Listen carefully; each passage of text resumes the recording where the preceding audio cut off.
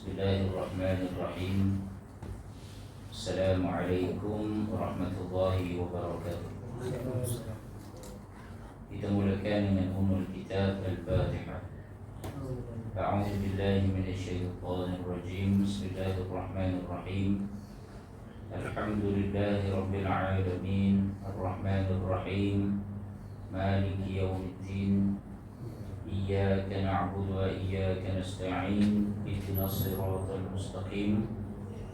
Siratal ladzina an'amta 'alaihim ghairil maghdubi 'alaihim waladdallin. Amin. Bismillahirrahmanirrahim.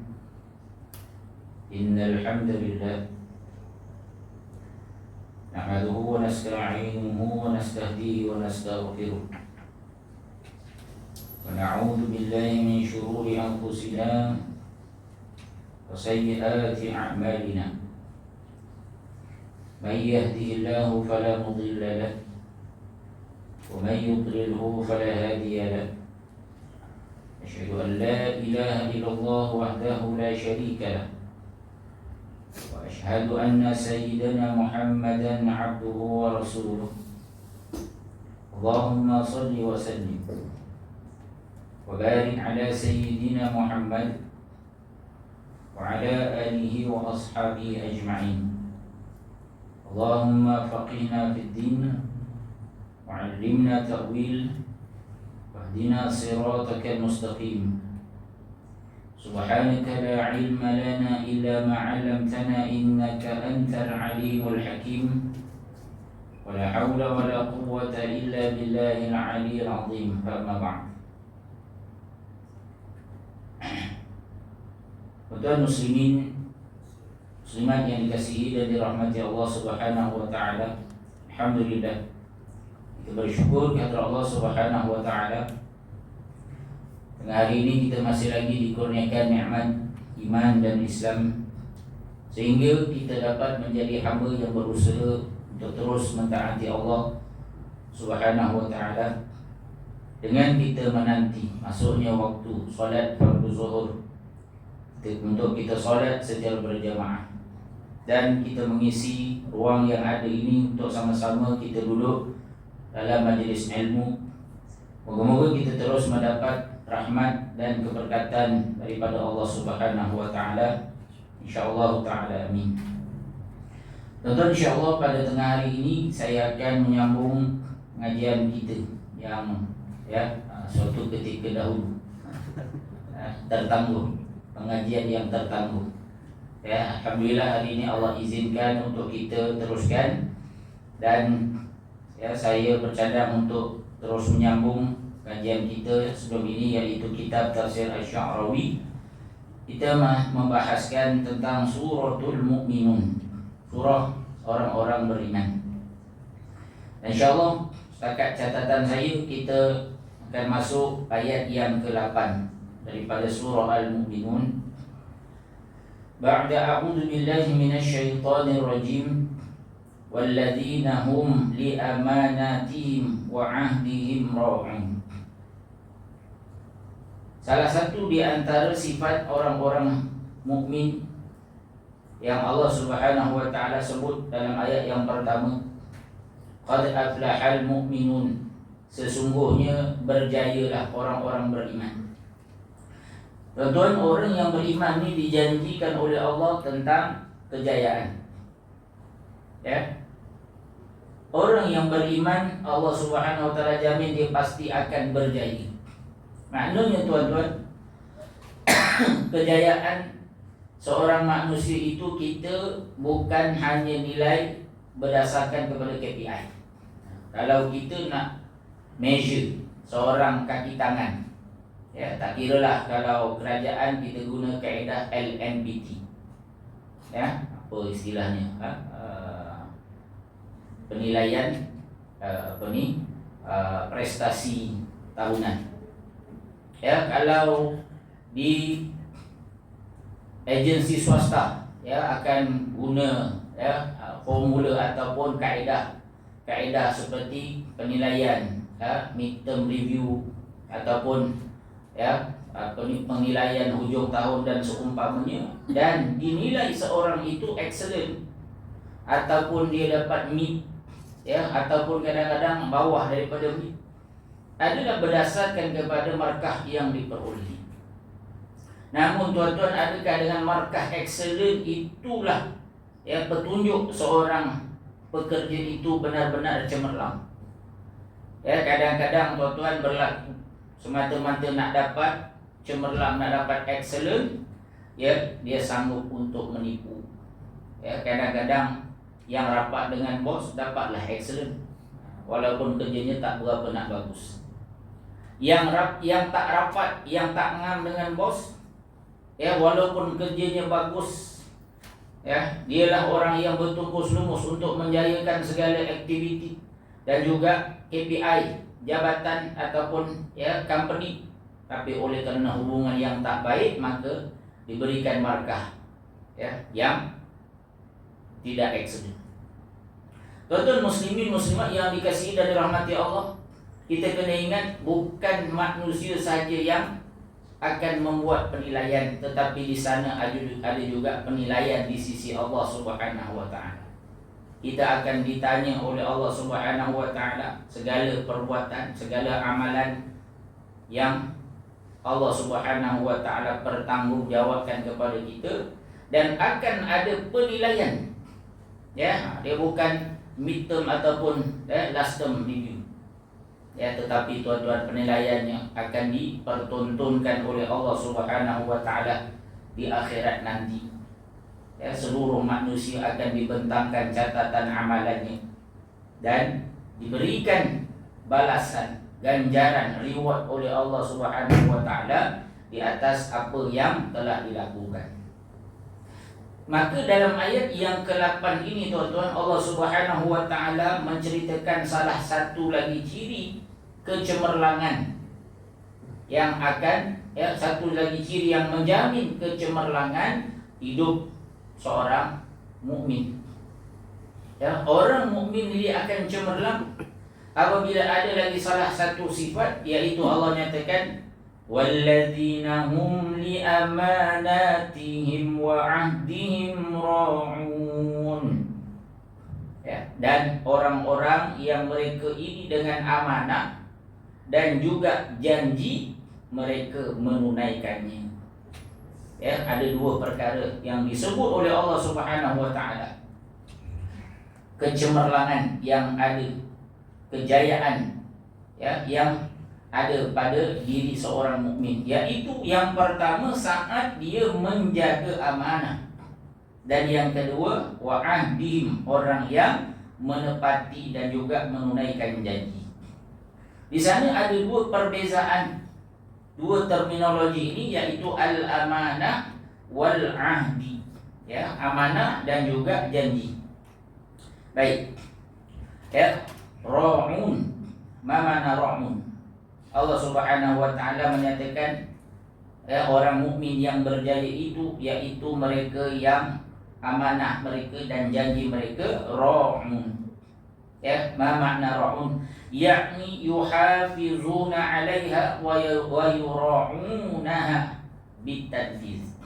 Makna ra'un itu kata Imam Asy-Sya'rawi yakni menjaga. Ra'un itu maknanya menjaga. Orang yang menjaga amanah dan menjaga janji mereka. Inilah orang-orang yang berjaya dan melaksanakannya. Betul. Orang yang amanah dan bertanggung jawab, dia pasti akan menjadi orang yang berjaya. Benda ni tuan-tuan, Allah Subhanahu wa taala sebut adalah kerana ini perkara yang realiti, kita juga akan rasai. Kita juga akan mendapat manfaat daripada benda yang disebutkan oleh Allah Subhanahu wa taala. Kita ambil contoh tuan-tuan dalam pekerjaan kita. Kita ambil dua orang. Yang pertama orang yang amanah, orang yang jujur, orang yang bersungguh-sungguh melaksanakan tugas dan tanggungjawab. Pastinya tuan-tuan, kalau sebuah organisasi itu mempunyai pekerja ataupun pemimpin ataupun ketua ataupun bos yang bersifat amanah. Dia melaksanakan tugasnya kerana dia merasa meyakini itulah tanggungjawab, itulah peranan, itulah tugas yang diberikan oleh organisasi. Maka yakinlah tuan-tuan, saat itu organisasi akan berada dalam keadaan yang cemerlang. Kalau daripada atas sampai bawah tuan-tuan, daripada CEO, SMC, ya, daripada kemudian jawatan pengurus, jawatan exec, ya, kalau dekat jabatan kerajaan daripada pengarah, ketua penolong pengarah, ya, timbalan-timbalan pengarah, pengarah-pengarah jabatan, sampailah ya, apa yang paling rendah jawatan sampai piun, kan istilahnya. Semua orang yang jujur dan amanah melaksanakan tanggungjawab, yakinlah tuan-tuan, pasti organisasi tersebut akan berada dalam keadaan yang cemerlang. Tapi kalau sebaliknya berlaku, jadi pemimpin, jadi ketua, jadi pengurus, sampailah bawah tuan-tuan semuanya tak jujur, tugas tak buat, ya, tanggungjawab tidak dilaksanakan, ya, job scope yang telah diletakkan oleh organisasi tidak dilaksanakan dengan baik, tuan-tuan boleh bayang tak apa yang berlaku. Pasti organisasi tersebut akan bermasalah masing-masing, ya. Kata itu bukan kerjaku, itu bukan kerjaku, itu tugas kau, itu tugas aku, ya. Pastilah tuan-tuan kita dapat bayangkan sebuah organisasi yang bermasalah. Sebab itulah Allah Subhanahu wa taala menyatakan orang beriman saat dia melaksanakan amanah dan tugas yang telah dipertanggungjawabkan, qad aflaha, pasti dia akan jadi orang yang berjaya, orang yang cemerlang. Wal amanah kullu mastu'minta alaihi. Jadi amanah ya, nak bezakan dengan wa'ahdihim nanti. Jadi amanah itu adalah segala yang diberi tanggungjawab kepada kamu. Kita jadi pekerja, ya. Saya yakin tuan-tuan dalam organisasi ini satu standard, dia pasti ada file meja. Bukan file atas meja. File atas meja itu confirm, kan? Tapi file meja, istilahnya file meja ataupun job scope, ya. Kalau akhi Adif, dia sebagai pegawai, bos, kan, dia masuk kerja, bila lapor diri, bos dia akan bagi tahu, awak pegawai sekian-sekian-sekian, ni job scope awak, ni tanggungjawab utama. Ya, kalau macam saya tuan-tuan, jawatan saya Ketua Jabatan Penyelidikan dan Sekretariat Syariah. Saya melapor diri, kan, ya, saya akan diberitahu oleh syarikat, oleh lembaga zakat Islam, apa tugas saya? Mengetuai ataupun melaksanakan segala penyelidikan berkaitan, ya, isu-isu zakat, sama ada kutipan ataupun agihan ataupun amil. Jadi ada isu je, kamilah yang bertanggungjawab untuk melaksanakan kajian syariah. Kena sediakan paper, ya, kemudian dibentangkan dalam mesyuarat pengurusan tertinggi, bawa ke mesyuarat jawatan kuasa penasihat syariah, bawa ke mesyuarat jawatan kuasa operasi agihan ataupun kutipan, kadang-kadang bawa ke, ya, lembaga pemegang amanah ataupun board. Kalau sekiranya isu tersebut perlu kepada enforcement, melibatkan penguatkuasaan kepada masyarakat ataupun umat Islam, kena bawa sampai ke jawatan kuasa fatwa. Jadi nak buat research tu tanggungjawab saya. Saya tak boleh berikan tanggungjawab tersebut kepada orang lain kerana telah diamanahkan. Dan ada KPI yang perlu ditetapkan setiap tahun. Setahun berapa kajian. Bila dah siap kajian, kena buat aktiviti fasilitasi. Kalau melibatkan kita, contohnya, ya, kena buat kajian. Baru ni kita buat kajian berkaitan fatwa zakat mata wang kripto. Ya, bila dah siap fatwa yang akan melaksanakan operasi untuk mengutip zakat mata wang kripto daripada umat Islam di Selangor adalah division kutipan. Kami kena buat sesi fasilitasi, bentangkan, ya, segala syur dan juga resolusi syariah kepada division berkaitan supaya mereka faham dan dapat mengutip zakat daripada umat Islam. Kena buat sesi fasilitasi. Itu tanggungjawab. Maka bila kita diamanahkan untuk melaksanakan perkara tersebut, kita laksanakan. Maka tuan-tuan, ya, apa yang diamanahkan kepada kita, dipertanggungjawabkan kepada kita, kita kena laksanakan, maka kita buat. Itulah amanah, itulah tanggungjawab. Wa awwalu syai'in minta alaihi ahdul imani billah alladhi akhadahu Allahu alaika. Tetapi kata Imam Asy-Sya'rawi, selain daripada amanah ataupun tanggungjawab yang diletakkan oleh manusia, ya, kita ni ada tanggungjawab yang diletakkan oleh manusia kepada kita. Bila kita bekerja dengan suatu company, sebenarnya di sana ada akad perjanjian. Kita bersetuju untuk bekerja melaksanakan, ya, segala hal tuju organisasi. Lalu kita diberikan tugas berdasarkan job scope kita. Tuan-tuan, itu adalah amanah dan tanggungjawab yang diberikan oleh manusia. Ya, kadang-kadang ada orang bukan hanya setakat dalam syarikat, dalam, ya, tempat dia bekerja, dia balik, dia terikat, ya, dia bersetuju untuk dilantik menjadi ahli jawatan kuasa masjid. Ya, ada yang dilantik ahli jawatan kuasa surau, ada yang dilantik sebagai AJK PIBG, ada yang dilantik sebagai AJK NGO. Maka apabila dia bersetuju dilantik, maka terbebanlah amanah dan tanggungjawab yang perlu untuk dilaksanakan. Dan semua itu, tuan-tuan, adalah perkara yang termasuk dalam ruang lingkup amanah dan tanggungjawab yang diberikan oleh manusia.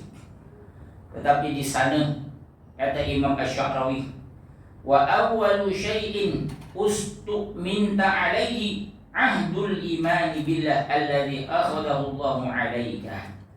Benda pertama yang sebenarnya diberikan amanah kepada kita, ya, dah ada perjanjian, dah ada satu, ya, tanggungjawab yang Allah bebankan kepada tiap-tiap diri kita sebagai manusia, yaitu amanah untuk menjaga iman kita kepada Allah Subhanahu wa ta'ala. Cuma kita sedar tak sedar je, tuan-tuan. Kita ni ingat tak ingat, ya, ataupun tidak, perjanjian iman yang pernah kita, ya, meterai di hadapan Allah Subhanahu wa ta'ala. Saat Allah Subhanahu wa ta'ala, ya, ketika kita berada di alam ruh, Allah rakamkan peristiwa tersebut, tuan-tuan. Ya, Allah bertanya setiap ruh soalan yang sama. Waktu tu, tuan-tuan, ya, kita dah ada, cuma kita tak ingat alam tersebut yang kita pernah lalui, yaitu alam ruh. Allah tanya tiap-tiap ruh, tiap-tiap jiwa pada waktu itu, alastu bi rabbikum, bukankah aku ini Tuhan kamu? Lalu apa jawapan kita di hadapan Allah pada waktu itu? Allah rakamkan jawapan kita, tuan-tuan. Qalu bala syahidna, ya Allah, kami bersaksi Engkau adalah Tuhan kami. Kita pernah bersaksi di hadapan Allah. Kita nak jadi hamba yang beriman kepada Allah Subhanahu wa ta'ala. Inilah amanah dan tanggungjawab pertama pernah kita lakukan di hadapan Allah Subhanahu wa ta'ala. Lalu saat kita dicampakkan di atas dunia, tuan-tuan, ini tanggungjawab pertama yang perlu untuk kita jaga, yang perlu kita kena laksanakan. Alhamdulillah, tuan-tuan, kita dipilih oleh Allah Subhanahu wa ta'ala, lahir di atas dunia ini. Mak bapak kita orang Islam, diberi nama dengan nama seorang Muslim. Tuan-tuan, dididik dan ditarbiah oleh mak ayah kita dengan agama, dan kita kekal menjadi seorang mukmin. Ya, dan kita tetap berusaha bersungguh-sungguh untuk jaga iman kita yang pernah kita janji di hadapan Allah Subhanahu wa ta'ala.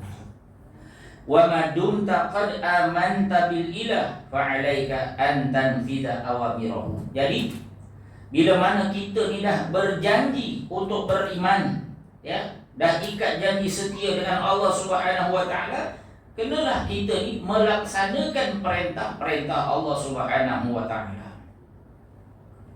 Ya. Ini satu kewajiban tuan-tuan. Nak tak nak kita kena taat, nak tak nak kita kena jaga iman kita. Saat kita hidup di atas dunia ini. Ya, sebab itu tuan-tuan, saya mengajar dekat Masjid Nurul Amin Kampung Delik hari Sabtu lepas, tafsir surah Al-Baqarah. Imam Asy'arawi mengatakan, ya, seorang hamba, ya, saat dia bertemu dengan perintah-perintah, ayat-ayat berkaitan perintah-perintah Allah Subhanahu wa taala, ataupun ayat-ayat berkaitan larangan-larangan Allah Subhanahu wa taala, ya, bukanlah dia perlu mengetahui apakah ilah ataupun apakah hikmah perintah ataupun larangan tersebut, barulah dia nak beriman kepada ayat-ayat tersebut. Inilah yang berlaku kepada sebahagian manusia, termasuklah orang-orang Islam. Ada orang Islam, dia bila jumpa dengan ayat-ayat berkaitan perintah Allah ataupun larangan-larangan Allah, dia akan cari alasan. Dia kata, apa rasional, apa saintifiknya Allah haramkan makan babi?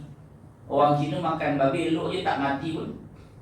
Dia gunakan logik, dia gunakan, ya, isu-isu seperti saintifik, rasional, logik dan seumpamanya untuk menerima perintah-perintah ataupun larangan-larangan Allah Subhanahu wa taala. Kenapa nak pakai tudung?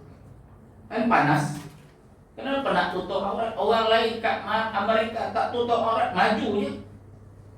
Mereka menggunakan logik, dan kadang-kadang bagilah logik, bagilah, ya, fakta saintifik macam mana pun, rasional macam mana pun, sebenarnya mereka tetap tidak akan beriman kepada Allah Subhanahu wa taala. Tetapi kata Imam Asy'arawi, bukanlah logik ataupun saintifik ataupun rasionalnya suatu perintah atau larangan Allah itu yang menjadi asas untuk kita beriman kepada ayat-ayat perintah atau larangan Allah. Tetapi asas yang paling utama untuk kita terima perintah ataupun larangan Allah adalah kerana Dia itu adalah Rabb, Tuhan yang menciptakan kita, dan kita hanyalah hamba yang diberikan nikmat menumpang hidup di atas muka bumi Allah Subhanahu wa taala.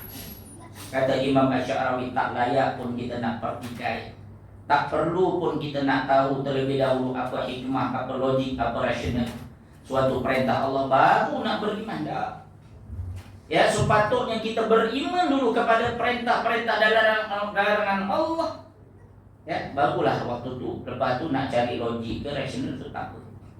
Tapi saat kita, ya, pertikai dulu apa rasional, apa saintifik, apa logiknya, ya, lalu menolak dulu untuk beriman, ini satu perkara yang tidak sepatutnya berlaku dalam diri seorang Muslim. Ya, tak layak pun tuan-tuan kita nak pertikaikan. Kerana apa? Sepatutnya kita terima, kerana Dia adalah Rabb, Dia adalah Allah, ilah, Tuhan. Ya, dia tak nak ciptakan kita pun boleh. Tiba-tiba kita dah dicipta, kita nak pertikaikan Dia. Samalah macam kita tuan-tuan dengan mak bapak kita. Adakah layak kita sebagai anak bila mak bapak kita suruh, asal mak nak suruh saya, apa logiknya mak suruh saya? Boleh tak tuan-tuan? Kalau anak macam ni apa kita buat? Terlompak gurau je lah tuan-tuan. Ya, kita mentaati perintah mak kita bukan kerana logik atau tidak perintah dia ataupun larangan dia, tidak. Kerana dia adalah seorang ibu yang telah melahirkan kita. Taraf kedudukan dia sangat mulia dengan, ya, bagaimana diciptakan oleh Allah Subhanahu wa taala. Ya, tidak sepatutnya pun dan tidak selayaknya kita nak mempertikaikan perintah ataupun suruhan mak ayah itu. Ya, tak layak pun tuan-tuan. Patutnya kita sebagai anak mentaati, mengikuti, ya, suruhan dan perintah. Kecuali kalau dia suruh, kalau manusia ni ada excuse lagi lah tuan-tuan. Kecuali kalau mak ayah kita memerintahkan suatu perkara yang bercanggah dengan hukum hakam dan syariat Allah Subhanahu wa taala, yang tu kita boleh.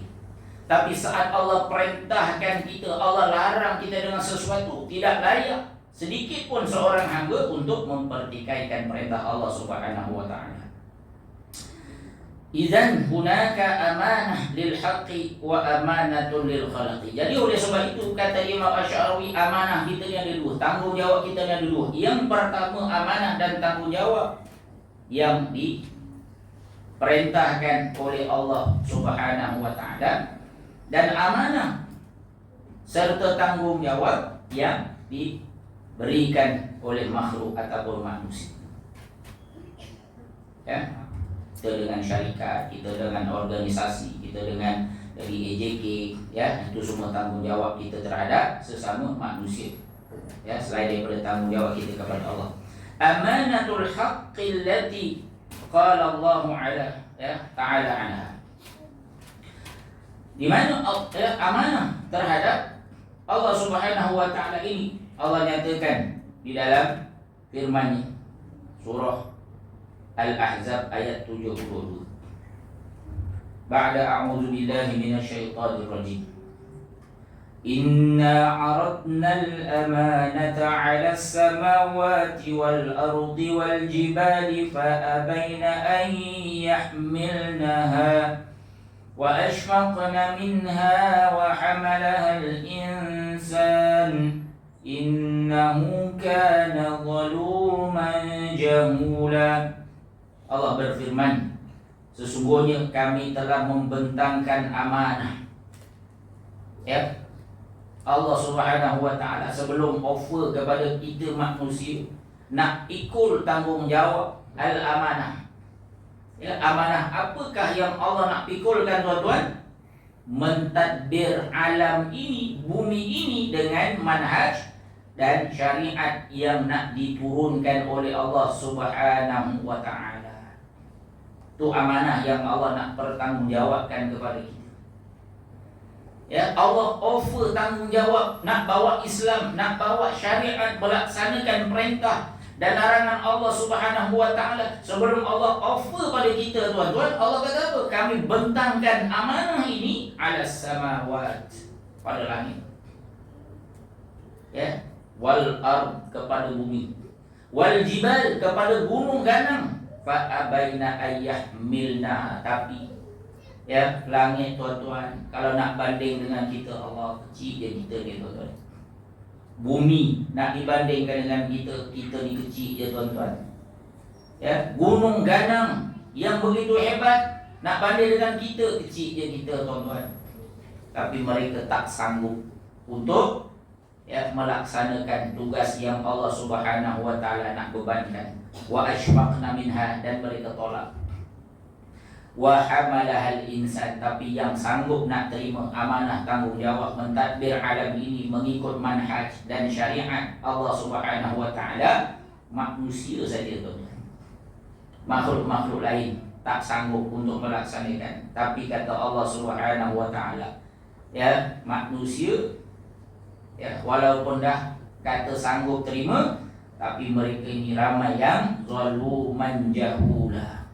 Ambil tanggungjawab, nak tadbir bumi, nak ada kuasa, nak ada pangkat, nak ada jawatan, tapi mereka bersikap zalim, iaitu melakukan kederhakaan kepada Allah Subhanahu wa taala. Ramai yang tak mahu melaksanakan tanggungjawab ya untuk mentadbir alam ini dengan syariat yang telah diturunkan oleh Allah Subhanahu wa taala, dan jahula, mereka ni jahil. Ya, tak nak mengaji, tak nak menuntut ilmu, sehingga mereka akhirnya tak tahu apakah cara dan kaedah mereka nak tadbir dunia ini ya dengan manhaj yang sepatutnya Allah dah turunkan, iaitu al-Islam. Famadumta qad qabalta tahmilul amanah fa'alaikal adab, maka ya selagi mana kamu dah terima untuk ambil amanah, maka kamu kena laksanakan. Kita sampai berapa ni? 150. Habis dah? Okay. Ya. Jadi kita ni tuan-tuan, bila dah dia bagi amanah, bila dah dipertanggungjawab, menjadi kewajipan kita untuk laksanakan. Kita dah sanggup terima. Ya. Hari ini minggu lepas saya ikut kursus kepimpinan. Dia punya konsultan dulu bekas manager bank rakyat, Haji Zainuddin Ali. Mungkin tuan-tuan kenal kot. Sekarang dah pencen. Secara awal dia jadi konsultan. Ya, dia kata kalau kita ni, ya, bila dah pegang jawatan dalam sebuah organisasi, ya, dekat bank ke, dekat kerajaan ke, dekat swasta ke, tiba-tiba kita diberikan bebanan yang kita rasa tak sanggup nak buat. Dia kata senang. Ya, kalau kita jadi bos, orang bawah kita dulu masa interview kata, oh, saya sanggup kerja, saya sanggup terima bebanan. Ya, kalau dia tiba-tiba dah dibagi jawatan, dah dibagi, ya, tugas, dah dipilih, kan ramai yang datang ini interview tapi seorang dia yang dipilih. Kebetulan orang tu kita, tuan-tuan, senang je. Ya, kita jawab panggil dia. Siapa yang pilih nak minta kerja ni? Siapa yang nak minta kerja ni? Ingatkan dia. Maknanya kalau dia waktu datang interview, dia yang datang offer diri dia untuk dapatkan jawatan, ingatkan dia balik. Ya, siapa yang minta kerja? Ya, sedangkan boleh nak lantik orang lain. Ya, maka itu bila saat kita telah bersetuju untuk menerima suatu jawatan yang kita mohon, maka kita adalah orang yang telah sanggup, ya, untuk menanggung segala beban dan menggalas segala tanggungjawab yang telah diberikan kepada kita. Dan amanah ini, tuan-tuan, kena ingat akan dipersoalkan oleh Allah Subhanahu wa taala, ya, kepada kita. Ammal ahdu, baik tadi itu berkaitan tentang amanah. Dan Allah sebut dalam ayat ini satu lagi kalimah, yaitu al-ahdu. Al-ahdu itu bermaksud, ya, janji. Jadi ada beza. Amanah ni dia bukan janji tapi tanggungjawab. Ya, dan satu lagi adalah amanah itu adalah tanggungjawab, dan ahdu adalah janji. Kita ada bagi suatu komitmen, janji kepada orang lain untuk kita lakukan. Ya, dan insya-Allah, ya, al-ahdu ini kita bincang pada masa yang akan datang. Jangan ke mana-mana, kita bertemu insya-Allah pada masa yang akan datang. Wallahu taala alam. Yang baik itu daripada Allah, yang kurang dan lemah itu daripada diri saya sendiri. Aqulu qawli hadza wa astaghfirullahal azim li wa lakum. Wassalamualaikum warahmatullahi wabarakatuh. Subhanakallahumma wa bihamdik, asyhadu an la ilaha illa anta, astaghfiruka wa atubu ilaik. Bismillahirrahmanirrahim. Wal 'asri innal insana lafi khusr illa alladziina aamanu wa 'amilus shalihaat wa tawashaw bil haqq wa tawashaw bis sabr. Shadaqallahul 'azim.